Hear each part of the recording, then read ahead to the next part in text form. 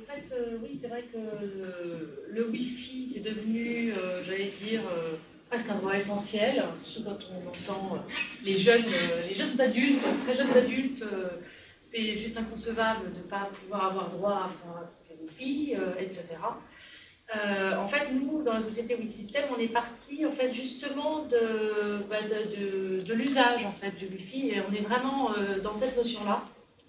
Alors on va voir en fait, alors le constat qu'on a fait à la base, qui est dans le slide d'après, c'est de se dire qu'aujourd'hui, quand on se connecte, on le dit tous, hein, on a en fait, si on clique, on voit malheureusement je suis désolée, c'est pas très très bon. En fait ça c'est une capture d'écran d'une petite appli, sûrement pas bien du tout au niveau environnemental parce que encore une appli de plus sur les téléphones, qui analyse en fait tous les Wi-Fi qu'on se perçoit quand on est dans une salle. Ça s'appelle Wi-Fi Analyzer, et en fait, quand on a ça et qu'on se met, on a quelquefois, dans certaines rues parisiennes, et je pense qu'à Lyon, c'est pareil, et peut-être à Saint-Etienne, dans certains points, on peut avoir entre 15 et 20 Wi-Fi qui se superposent, qui sont même sur les mêmes canaux, donc ça veut dire qu'en fait, on a plein d'ondes, des ondes qui deviennent en plus, qui, j'allais dire, interfèrent les unes avec les autres, donc on a une mauvaise qualité de signal. Et puis on a surtout le voisin qui peut en fait avoir notre disque dur. Ça c'est un constat aussi par exemple dans les hôtels. Je ne sais pas si ça vous arrive de vous connecter sur le Wi-Fi de l'hôtel. L'hôtel offre le Wi-Fi, donc en fait les gens, et alors là ces experts ont parlé mieux que moi parce que moi je ne suis pas une IT personne en tant que telle. En fait, apparemment, les geeks ou même les personnes un petit peu douées peuvent en gros aller regarder le disque dur des voisins parce que finalement, on partage tous plus ou moins le même réseau.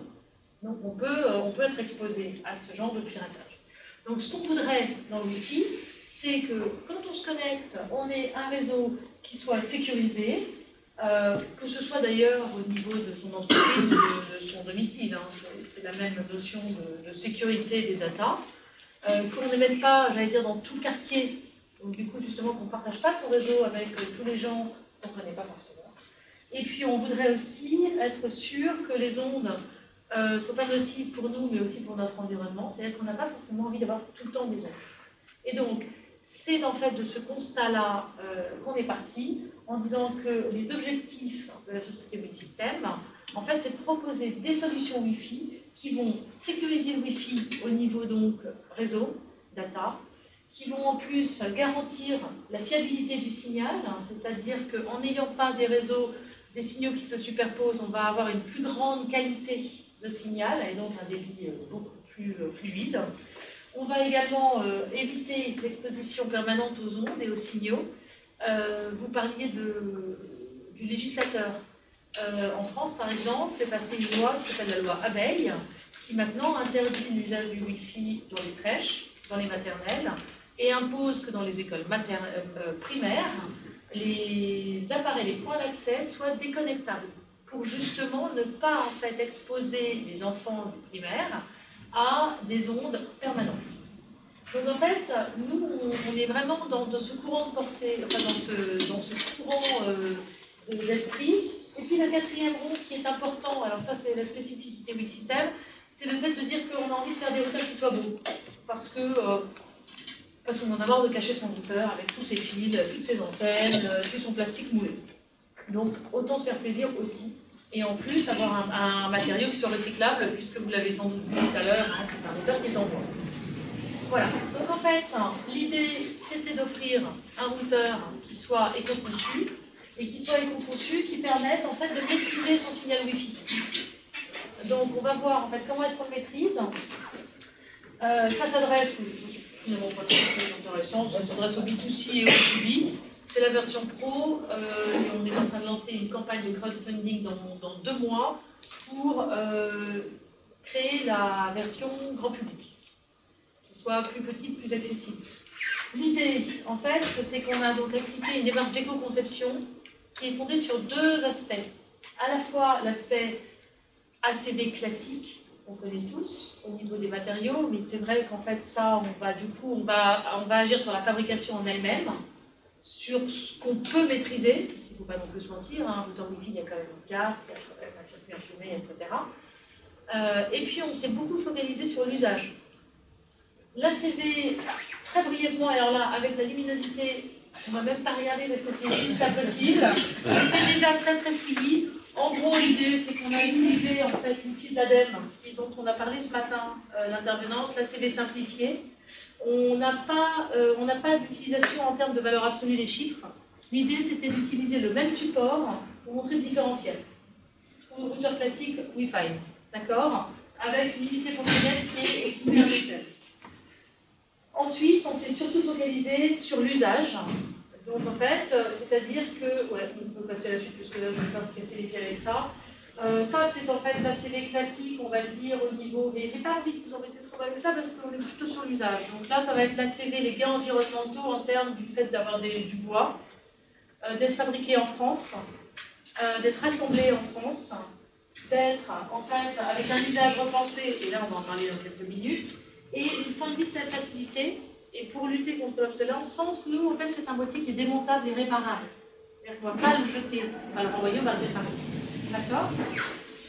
Et on s'est surtout concentré sur l'éco-conception d'usage, en faisant, en fait, en réfléchissant à comment redonner le contrôle du Wi-Fi.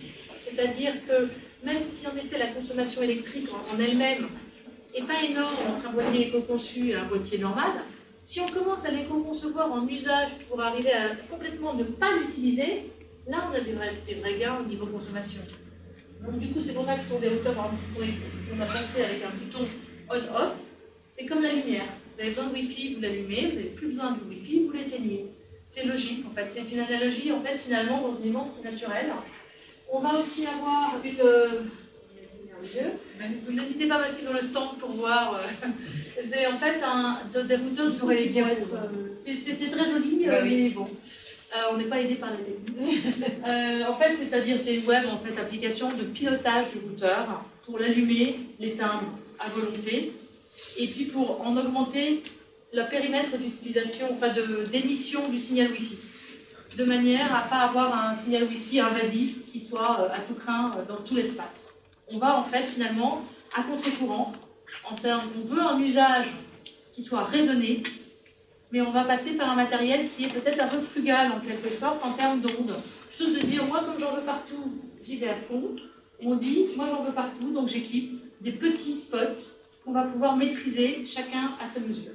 On peut pas comparer ça un peu à ce qui s'est fait il y a quelques temps dans l'éclairage, où on éclaire plus particulièrement le poste de travail, plutôt que balancer des lumens. C'est exactement la même chose. C'est exactement la même chose, tout à fait. Tout à fait. C'est vraiment l'esprit de se dire, en fait, le Wi-Fi, pourquoi est-ce qu'on... Enfin, on n'allume pas partout, tout le temps, en pleine nuit, on ne dort pas la lumière allumée. Donc finalement, pourquoi est-ce qu'on se balance du Wi-Fi toute la nuit? C'est pas logique. Donc voilà, en fait, c'est ce constat-là. Et c'est ce constat aussi au niveau santé, en fait. Parce qu'aujourd'hui... on a eu ce débat juste avant l'atelier, alors rien n'est prouvé en tant que tel, mais l'OMS maintenant a classé quand même les émissions d'ondes électromagnétiques en cancérigènes potentiels. Pourquoi déjà l'OMS et cette démarche, c'est qu'on n'est plus dans le tout va bien. On est dans le bon sang, on ne sait pas combien ça va mal. Donc chacun fait ce qu'il peut à sa mesure, et nous on pense que au niveau des ondes Wi-Fi, si on peut déjà caper l'usage, on le fait. Voilà, je crois que c'est tout. Et donc du coup l'éco-conception d'usage est vraiment important parce que c'est parti d'une expérience utilisateur. Voilà. On devient le maître de l'ombre.